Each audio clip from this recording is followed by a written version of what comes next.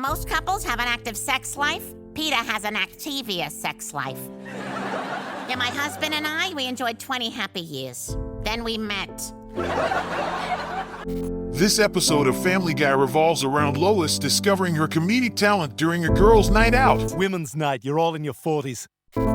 It could be titled Lois Lane, the Comedy Crusader, as it shifts gears into a whirlwind of stand-up stardom. Picture Lois reluctantly stepping onto the comedy stage, armed only with the endless arsenal of Peter's antics. Suddenly, she transforms into the Jerry Seinfeld of Quahog.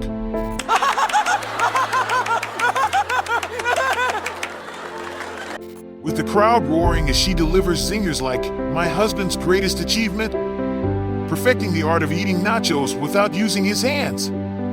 Meanwhile, Peter is tasked with babysitting Stewie as he gets distracted by his own antics, leaving Stewie feeling neglected.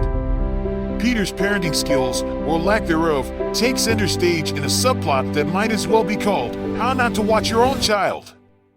Stewie, who is perpetually unimpressed, embarks on his own misguided mission of holding auditions for dad replacements.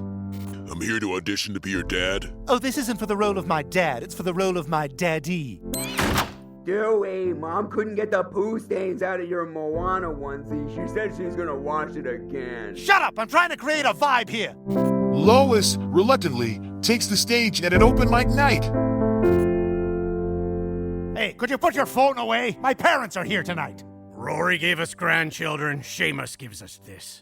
She impresses the crowd with jokes about her chaotic life with Peter, and her performance catches the attention of a comedy club manager, opening the door to a potential new career. As her comedic career secretly takes flight under the stage name Lois C.K, which means Lois Crowd Killer, she embraces her new alter ego as a stand-up comic while juggling her zany home life. And lately she's been rushing through all her housework. Mommy, I had an oopsie. Oh. Hey, get back here and do the front! She navigates the delicate art of using her chaotic family life as material, leaving Peter blissfully unaware of her jabs at his expense. Meanwhile, Peter, clueless about her new passion, interprets her distractions as something even zanier, leading to his own bizarre adventures, like crafting squirrel hammocks and snake speed bumps with Lois tampons. Hey, Lois, you busy? I thought we could go to the park and make hammocks for squirrels with your bras again. They really dug it last time. Peter's a weird guy, but I like him. Dude cares about rodent comfort. That's just a fact. Meanwhile, Brian's role as the perpetually bitter observer adds an extra layer of comic tragedy.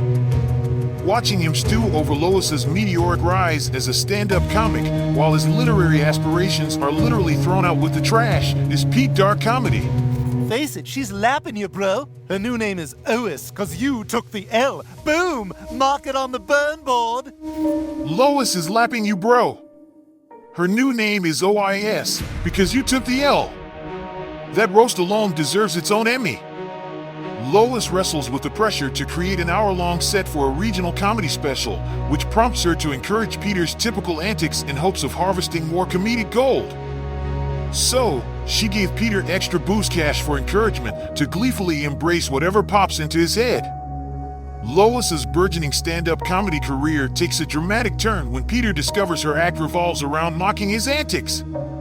Peter's reaction to Lois's comedy routine is nothing short of comedic gold in itself. First, he's oblivious, laughing along at the jokes about some guy, only to realize, with dawning horror, that the guy in question is him. How do we break it to him? Well, he's not getting it verbally, so we're gonna have to do ASL. Hey, Peter.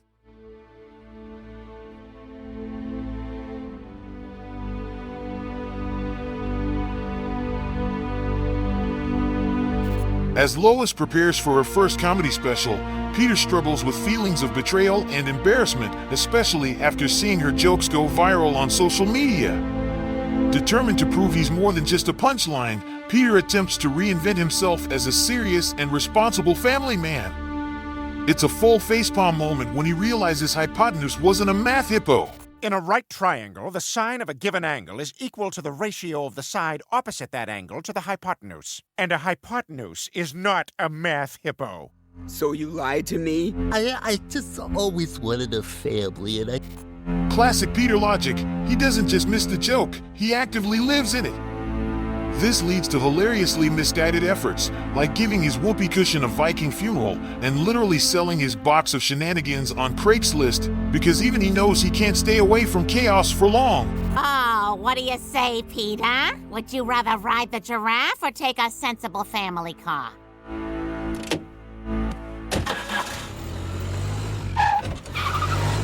Bring me to the park. I want a dog. Since Lois's stand-up career blossoms at the expense of Peter's dignity, and let's be honest, dignity has never been Peter's strongest suit. It's more like a pair of ripped sweatpants he refuses to replace.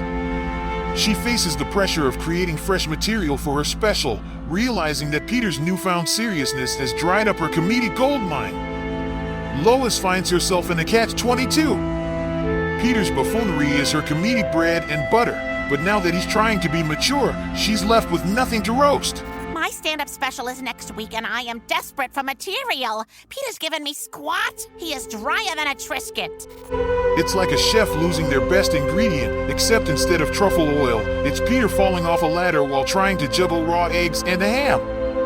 Peter attempts to retaliate by attending her performance, inadvertently setting off a chain of comedic chaos. Say!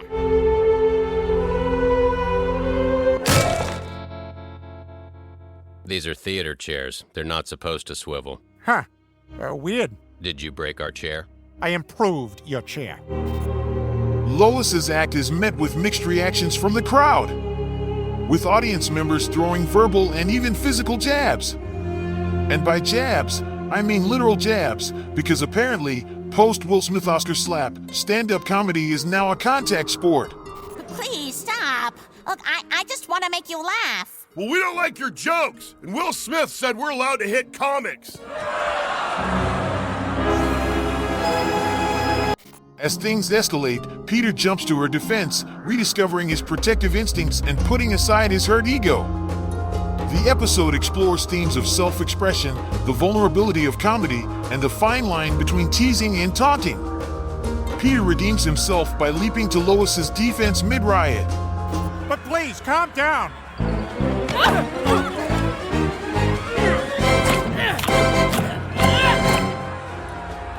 Hey, you gonna huck that? I'm still working on it. Oh. It's a hero arc only he could pull off. The real heart and hilarity of the episode lies in Lois and Peter's reconciliation. Lois realizes Peter may be the punchline, but he's also her rock. Joe swoops in to land a comedy special gig with jokes so dry they make Triscuits seem like soggy toast. It's the perfect quirky ending that leaves you wondering, did Peter just prove he's more than a joke by being the joke? If anyone can pull off that paradox, it's Peter Griffin. You know what DC stands for? Dumb Congress. Hey, 3 congressmen walked into a bar. Nothing happened. You know, you don't have to clap after every joke. I'd prefer if you laughed. Stop that!